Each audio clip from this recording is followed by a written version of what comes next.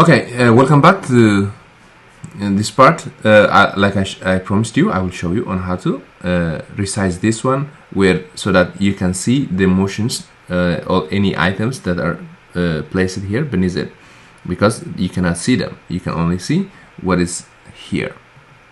For this one, I'm gonna double click here. Okay, so I'm gonna double click here.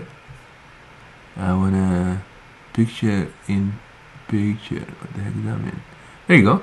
So I'm seeing here, and this option here, it's showing me picture in picture. What does that mean is, so there it's trying to treat them separately so that I can control them. So as you see here, now I can even maximize it. But like I mentioned, I like to put this place in a specific location so that I can see the one that are beneath it. What this one is showing me is this picture will be shown during this period, but in this specific location. So which means I can put it here down, and then I can even minimize it. As you see, if I move here, you'll see that the video is being shown. See here, the motions is being shown, while the picture is, this top one is still in that specific corner, lower corner.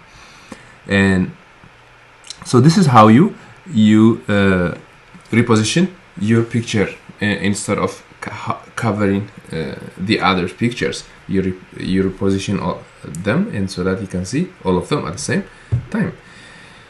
So I hope this is helpful. In the next one, I'll show you there is this as you see here, this audio is very long while my pictures are only short, so I will have to adjust it. I'll have to adjust for my video or my project to go only until here, so I don't need to go because this is black. Otherwise I have to have all the pictures that should be part of that can cover all the way until the end of the audio. So, but now since I am done, and then I have to cut this.